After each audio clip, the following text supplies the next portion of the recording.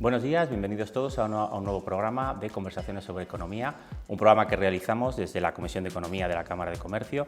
Y hoy tenemos con nosotros a María López, consejera delegada de BitBrain. Bienvenida, María. Gracias. Una empresa que lideras cuya misión es desarrollar neurotecnología que mejore la vida de las personas.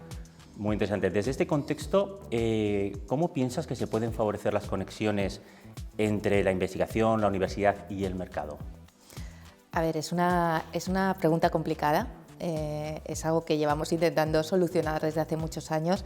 Yo tengo la suerte de haber estado en los dos mundos, yo pasé gran tiempo en la universidad como investigadora, entiendo muy bien cuáles son los objetivos de la investigación, cuáles son los plazos, etcétera, y luego decidí montar BitBrain y bueno, pues me he convertido al lado oscuro, como dirían mis compañeros de universidad, me he convertido en empresaria y también pues empiezo a entender, o entiendo ya bastante lo que son los objetivos empresariales, ¿no? Y yo creo que aquí el principal problema que nos encontramos es que los objetivos no son convergentes. Es decir, en la universidad lo que tú quieres hacer es publicar artículos científicos de altísimo impacto, es además por lo que te puntúan y si tú quieres crecer en tu carrera profesional en la universidad tienes que ir a investigaciones de altísimo impacto que cambien paradigmas y eso siempre está muy lejos de mercado. ¿Vale? Entonces los tiempos, los intereses no coinciden con los de una empresa está pensando en la rentabilidad y a cuanto más corto plazo mejor.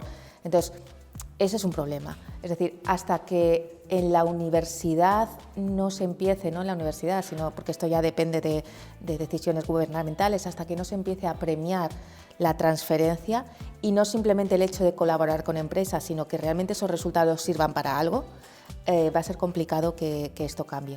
Eso en cuanto al lado de la universidad, pero cuidado, yo creo que también las empresas tenemos una responsabilidad allí, yo creo que no tenemos la vocación de I+D que deberíamos tener. Estamos pensando siempre en el corto plazo y deberíamos empezar a plantearnos que estamos en la cuarta revolución tecnológica, que las cosas van a cambiar muy deprisa, que están entrando mucha tecnología, mucha ciencia y que de aquí a 5 años no sabemos cómo va a ser nuestro modelo de negocio. Entonces ya no es una cuestión de creer en la I+D por el concepto bucólico de esto de invierto en I+D, sino en pensar en supervivencia y creo que eso todavía el tejido empresarial, sobre todo las pymes, no lo están entendiendo. Es decir, en el mercado nos falta asumir esa gestión del cambio para adaptar esa tecnología. Exactamente, o sea, no podemos esperar que la universidad llegue hasta mercado porque no se lo premian, por así decirlo, los investigadores no consideran que ese sea su trabajo, pero es cierto que las empresas queremos que la universidad llegue hasta ese punto para reducir riesgos. Claro. Y desgraciadamente yo creo que tiene que ser un esfuerzo por los dos lados y ninguno de los dos parece que esté por la labor de acercarse, ¿no? Cuéntanos un poco, ¿cómo puede ayudar la neurociencia a la toma de decisiones de las empresas? A ver, yo creo que una de las cosas más interesantes que ha traído la neurociencia ha sido un nuevo marco teórico sobre la toma de decisiones. Es decir, el modelo económico clásico siempre se ha basado en el homus economicus, el tomar las decisiones desde un punto meramente racional y consciente, ese coste-beneficio, y todos nuestros modelos económicos se basan en esto. Y ha llegado la neurociencia y de repente tenemos bases neurofisiológicas de la toma de decisiones. Estamos empezando a entender cómo los humanos tomamos decisiones de verdad y nos estamos empezando a dar cuenta y estamos, de hecho, contrastando científicamente que más del 80% de nuestros pensamientos son no conscientes, es decir, ni siquiera sabemos que están ahí. ¿Esto qué significa? Esto tiene un impacto directo en cómo tomamos decisiones y cómo nos comportamos. Y hasta ahora esto no se está teniendo en cuenta en los planes de las empresas. Es decir, la neurociencia nos está permitiendo entender mucho mejor a nuestros consumidores, a nuestros clientes, a nuestros empleados, a nuestros proveedores, a todos los stakeholders, y nos tenemos que dar cuenta que no es una mera relación racional y consciente, sino que hay otros factores implicados, ¿no? Ahí las emociones, la intuición, los hábitos tienen un peso muchísimo más fuerte del que creemos. ¿Y esto cómo afecta? Pues es que al final, si tú estás, por ejemplo, diseñando como empresa un producto o un servicio y lo estás basando únicamente en las características técnicas, en la diferenciación contra la competencia a nivel objetivo, es posible que sea el mejor producto del mundo, pero falle en mercado. Y probablemente fallará en el mercado porque no estás teniendo en cuenta esa parte no consciente. Afortunadamente también la neurociencia y la neurotecnología está trayendo herramientas para empezar a entender esa parte no consciente, es decir, ya se están haciendo muchos estudios, nosotros estamos trabajando con muchas compañías en las que les estamos ayudando a, voy a sacar un determinado producto, vamos a medir objetivamente cuál es la reacción no consciente. Y luego además vamos a preguntar, vamos a tener ese lado consciente, porque no significa que ahora todo es intuitivo, es una mezcla de las dos cosas. Pero hasta ahora esa parte no consciente no era accesible, no teníamos herramientas y ahora gracias a los avances en neurociencia y neurotecnología podemos preguntar al cerebro del cliente para diseñar productos, servicios, comunicaciones mucho más adaptados a los verdaderos deseos, los conscientes y sobre todo los no conscientes. Me parece apasionante el mundo que nos estás presentando, a ver si las empresas nos animamos a ir un poquito más en esta dirección. Pero cuéntanos un poco, en una etapa que estamos viviendo ahora mismo pues, de reactivación económica, el tejido empresarial está renovándose ante la situación que hemos vivido estos últimos meses. ¿Cómo crees tú que las administraciones públicas podrían fomentar y ayudar a desarrollar vocaciones emprendedoras? A ver, hace un momento hablábamos de esa parte no consciente. Me temo mucho que la decisión de emprender tiene una parte racional, obviamente, porque te lo piensas mucho, pero también tiene una parte no consciente. Esa parte no consciente depende mucho del entorno y de la educación. Entonces, no es algo tan sencillo como de repente voy a sacar ayudas y voy a fomentar y voy a poner dinero encima de la mesa para que todo el mundo se vuelva emprendedor. Hay una labor que es mucho más complicada y que empieza ya desde la escuela y es una responsabilidad. Yo no creo que sea tampoco responsabilidad del gobierno, yo creo que obviamente tiene que ayudar, pero es responsabilidad de toda la sociedad. Es decir, en España tenemos pues, la cultura de educar a nuestros hijos en la falsa modestia. Parece que es malo ser ambicioso, es como ir reconocer que haces un buen trabajo. A ver, no digo que la ambición negativa, ¿no? De pasar por encima de los demás sea buena, pero una ambición personal de querer mejorar, de querer conseguir grandes cosas es importante. Y yo creo que a nivel de educación estamos fallando, pero no solamente las administraciones públicas, todos como padres, ¿no? Creo que tenemos que motivar a los niños para que sean autosuficientes, para que crean en sí mismos, para que sean ambiciosos con lo que pueden alcanzar y solo así podremos promover el emprendimiento.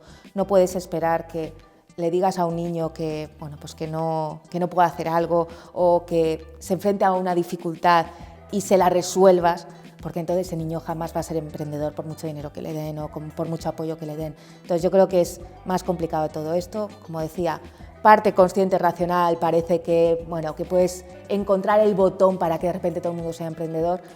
La parte no consciente pesa y es cómo te han educado, cómo es el entorno y cómo se ve. Y desde luego, por ejemplo, mientras la figura del empresario sea empresario malo, pues eso está también afectando a la toma de decisiones, ¿no? Entonces, no es una respuesta fácil. Creo que tenemos que cambiar y no solo focalizarnos en el emprendedor, sino en la sociedad en general para que apoyemos a los jóvenes y que lo veamos como una salida interesante y digna y divertida, porque al final lo es.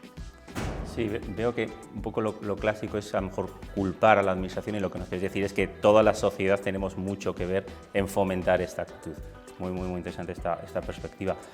Volviendo un poco a la neurociencia y quizás también a las administraciones, también yo dirijo un grupo de empresas. ¿Cómo crees que las administraciones nos pueden estimular, nos pueden ayudar a implementar soluciones de neurociencia a nivel nacional o en Aragón? A ver, en el último plan estratégico de inteligencia artificial ya hay un punto dedicado a la neurotecnología, es decir, se va a impulsar en España la neurotecnología, lo cual me parece muy positivo. La neurotecnología, es verdad que aquí, en la neurociencia y la neurotecnología en general, aquí en España parece que la vemos como algo de ciencia ficción. Yo doy muchas conferencias, hago mucha labor de difusión y la gente me mira como, bueno, tú estás en otro mundo, esto no llegará hasta dentro de 20 o 30 años, pero en otros países se está avanzando y se está invirtiendo mucho y yo creo que aquí en España tenemos el talento. Tenemos a Rafael Juste en Estados Unidos, es una de las personas que aconseja a la administración ahí en Estados Unidos en temas de neurociencia y neurotecnología, es uno de los grandes expertos a nivel mundial. Creo que quiere volver a España, creo que van a hacer un intento para ver si puede volver a España. Hay otros muchos personas que se han ido a otros países y que potencialmente podrían volver. Y luego tenemos 3 empresas españolas que somos punteras en el tema de la neurotecnología. Yo sé que aquí en Aragón se nos conoce mucho por el neuromarketing, fue una de las primeras aplicaciones que hicimos, pero hacemos muchas más cosas que son tan, o me atrevería a decir, más interesantes que el neuromarketing, ¿no? Entonces ahí hay futuro y yo creo que sí que es verdad que las administraciones empezar a poner un poco el foco y tratar de traer este talento y tratar de educar en neurotecnología, ya no solamente a niveles de neuromarketing, sino mucho más allá, sí que podría hacer que esto se impulsara, que se conociera más, que se entendiera y que se invirtiera en ello. Desde luego desde el Gobierno lo van a hacer, van a empezar a invertir y creo que eso va a suponer un antes y un después porque, como te digo, talento tenemos. Bueno, es un mensaje positivo. Vamos a ver si lo vamos andando este camino, ¿no? Una pregunta común que hacemos a todos nuestros invitados a estas charlas: ¿qué deseo económico te gustaría ver realizado y cumplido durante 2021? Bueno, antes era un mensaje positivo, ahora voy a ir con el negativo. A ver, viniendo de donde vengo, mi deseo económico es más inversión en I+D, pública y, cuidado, también privada. O sea, España ahora mismo estamos invirtiendo en torno al 1,25% del PIB en I+D, un poquito menos, de hecho no llegamos, mientras que la media europea supera el 2%. ¿Vale? En los últimos 10 años España ha dejado de invertir más del 5% de lo que invertía en I+D en términos de PIB, mientras que la media europea ha aumentado un 27%. Pero es que, curiosamente, si miramos a China, en 2010 su inversión en I+D estaba muy por abajo, ha aumentado su inversión en I+D un 99%. China ha pasado de ser, gracias a esa inversión en I+D, de ser la fábrica del mundo a ser una potencia mundial en I+D que está poniendo en duda la hegemonía de Estados Unidos y de Europa. Europa ya vamos bastante retrasados. Entonces, mi deseo económico es que empecemos a apostar por la I+D. Y esa apuesta por la I+D pasa, por supuesto, por la administración pública, pero es también responsabilidad nuestra. España tenemos un tejido empresarial donde la mayoría de empresas son pymes. Parece que las pymes piensan que la I+D es solo para grandes corporaciones y es un error. Antes lo comentábamos, es una cuestión de supervivencia. O empezamos a invertir en I+D o nos vamos a quedar como la playa de Europa y del resto del mundo, y eso no nos va a permitir crecer económicamente. Me gusta mucho tu mensaje, es un mensaje bastante único en lo que hemos tenido aquí, y además me gusta mucho que incluyes tanto a la administración pública en responsabilidad como al resto de stakeholders que hablabas antes, de empresas, del sector privado, en colaborar para conseguir lo que pide. Muy interesante. Muchísimas gracias, María, por compartir este rato con nosotros. Ha sido un placer y hasta la próxima. Gracias a vosotros, ha sido un placer para mí también.